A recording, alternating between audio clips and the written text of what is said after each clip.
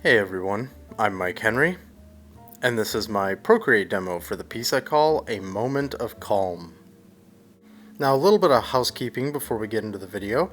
As everybody who's been following the channel for a while knows, I don't post many videos on here anymore.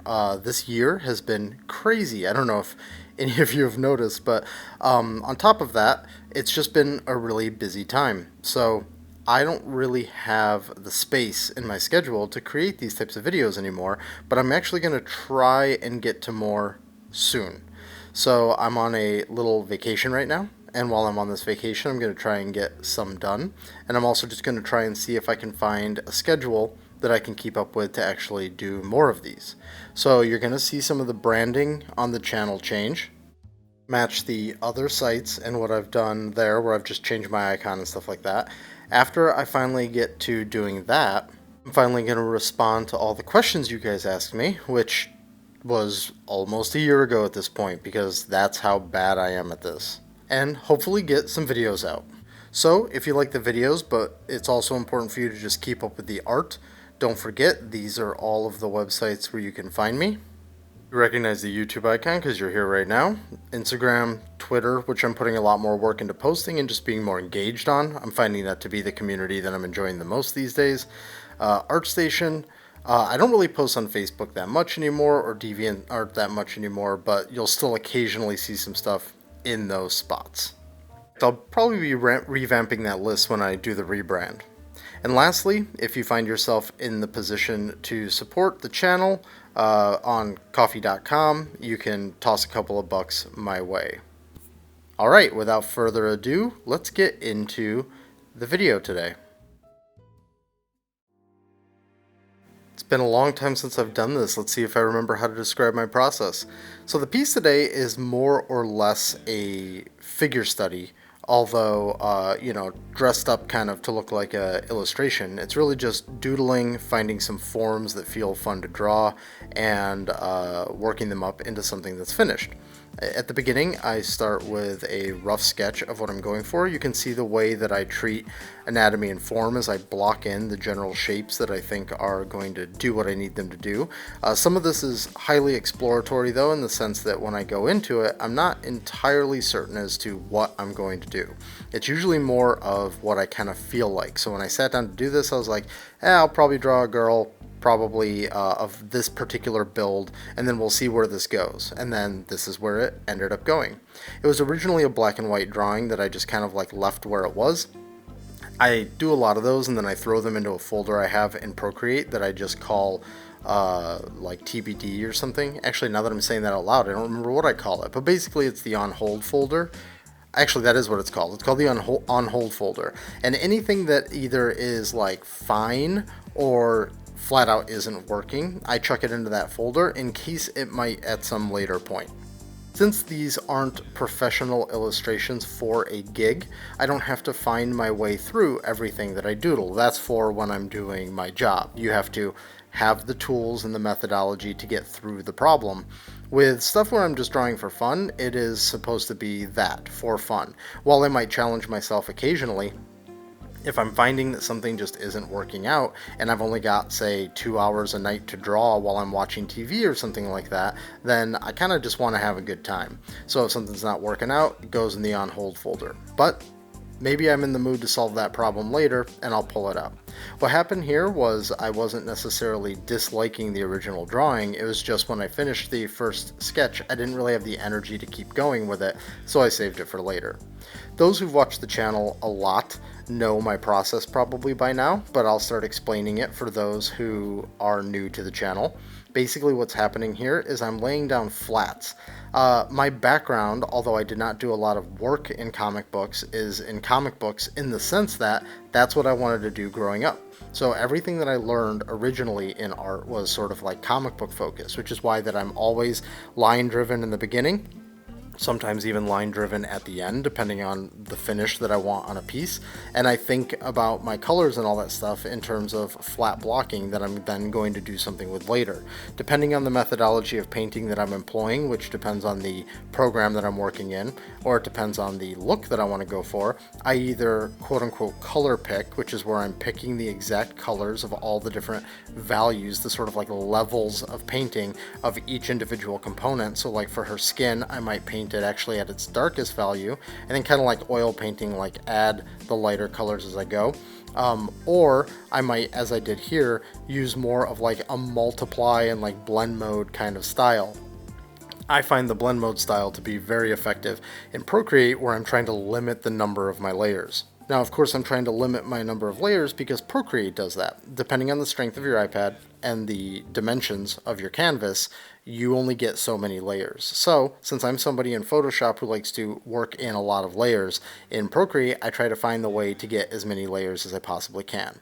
The method that I use, that I enjoy painting in, that I think gets me that the most, is what you see here. I lay down a bunch of flats, which more or less represent my midtones. Then I go in with a new layer that's set to multiply, actually a series of layers set to multiply, and that's how I establish my shadows. If you go through my channel, you'll see me explain this in depth a lot. I talk about like what multiply actually means, like what it's actually doing. For the sake of this video, the simplest thing you need to know is multiply darkens things. If your color is closer to black, it darkens things. If it's closer to white, it's transparent. And then if there's color involved, that color affects what it's being painted over. So here I'm actually using a light tan color to generate this dark color you're starting to see get splotched everywhere. I use that to do a few shadow passes. I'll do like a shadow pass that I call like a form shadow that's kind of an ambient occlusion but also kind of not.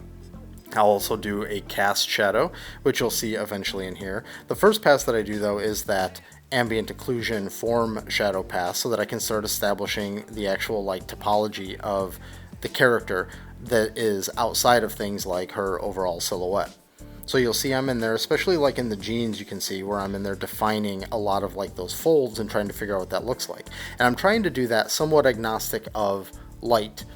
Technically, AO is not agnostic of light, but in terms of like a directional light that I want to really establish where that light's coming from, it is fairly agnostic. I'm not going to talk about brushes too much here. I have talked about brushes in the past, but brushes aren't that important. That's what everybody starts really getting hung up on, and I want everybody who's watching this video just to not. I'd like you to instead try to figure out what you're trying to accomplish, look at the brushes that are provided within Procreate, and do your best to experiment and try to figure out what are the brushes that are going to get you the look that you're going for. If you're completely clueless on this and you're like, man, I just need help, don't worry. In previous videos, I talk about this a lot, and I talk about what I use and how I use it. What you need to know for this is I'm using a modification, or not a modification, but an alternate version of the turpentine brush that's already included in Procreate. I just kind of made my own because I was tired of using just the stock one. But if you use that, and you're blotting everything in, and then you use also the smudge tool with a similar brush, that's how you're going to get some of the softness that I'm getting in my form shadow pass here. Now, the way that I work like this is different than the way that I might work somewhere else.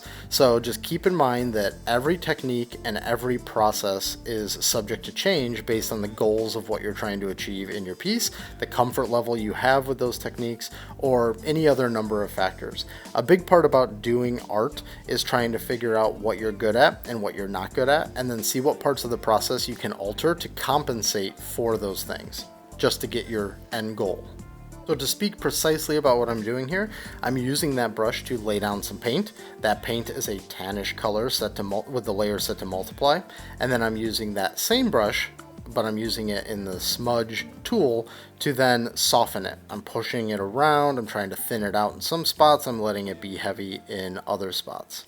The reason right now why you're seeing her kind of in pieces is because when I have skin, like her head and her arm and her front knee, overlapping with other skin, which in this case is her torso, her other arm, her neck. Sometimes when I'm going through all of my layers and I'm selecting and clearing things, it's hard for me to see which, like where the actual lines are, where the ending points are for some of these flats. So what I'll do is I'll turn layers off and I'll lower opacities and I'll do things like that so that I just kind of see where I am. I just said selecting and clearing. If you're curious about that, there's a method that I use that I just call select paint, select clear. There should be a link down in the description so that you can see me describe that method. But really that's going back to what I mentioned about your process should try to compensate for things that you might not be good at or things to establish comfort. That is why I do that. It is a methodology that allows me to feel like I have a lot of control over what I'm doing. So what that involves is me painting and then on a shadow layer that's on top of all the other flats, using a selection of the bottommost flat, and then I select the next flat when I'm done and I clear it from that top layer, and then I paint in that, and then I clear it with the next one and clear it with the next one. What I'm essentially doing is I'm moving through each one of these flats and I'm painting within the bounds of those flats, but because that layer is on top of everything, it overlaps, so then I use the next flat to like clear that. That is a messy way of explaining it. Again, go into that other video. I think you're going to get the explanation that you're looking for if that wasn't clear to you. And frankly, why would it be? That was a mess of an explanation. But anyways, so here now I'm doing the cast shadow. This is when you've got your form shadow done, and now on a separate shadow layer, I'm actually, I think in this case, using the exact same color. You can vary up your colors, you can do various things. Art is not to be put in a box, you can do whatever the hell you want. And I'm starting to put the cast shadow. I'm keeping in mind where I think this light is coming from, and I'm doing my best to try to model 3D lighting in my head and have all of these shadows cast in the right way. I will occasionally deliberately not do what I think might happen in real life because of something involving the illustrative nature of the piece. I might want something to be clearer and not be in shadow, or I might want to communicate a form a certain way, and maybe having light be super realistic isn't going to get me that. I think a really clear example of that is when you watch anime. Anime sometimes actually is doing near photorealistic types of shadows, especially when they're working in things like backgrounds. But then, you know, everybody always comments on like the anime nose. The anime nose is an example of replicating a certain quality that happens with lighting, but doing it in like a little stylistic symbol that has an aesthetic that the artist is preferring, or in that case an entire category of art generally prefers that. So that's a similar thing that's happening sometimes when I decide to not go with what might actually be realistic. So now what I'm doing here is I'm applying things like lighter parts where I'm trying to establish my highlights. I'm also doing a bunch of other just sort of like little tricky things that I'm not going to bother mentioning right now. I've explained similar things in the past.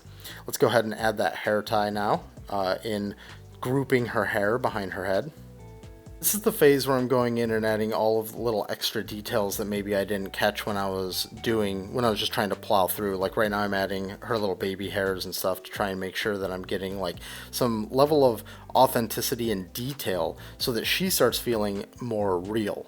This is effectively just not a person who actually exists. And when you go through and you add a bunch of like little idiosyncratic things, it actually can make that character feel more realistic.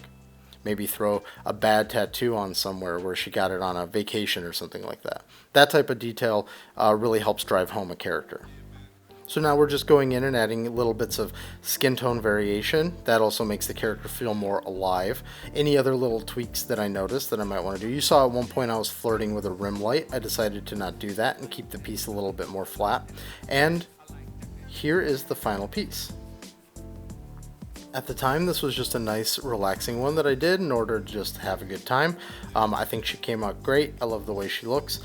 For those who have followed this channel for a long time, thank you so much for all your kind words. Some of you still post on my other profiles and say, like, when are you going to do more videos? I love that people are still interested in these videos. Here I am trying to get my feet wet again, and hopefully I can start getting back to producing these on a regular basis. So thank you for watching. If you enjoyed this video, please consider hitting like and hitting subscribe. It helps the channel out a lot, and I'll see you on the next one. And if you're looking for me on the rest of the internet, as I said before, you can find me at these places.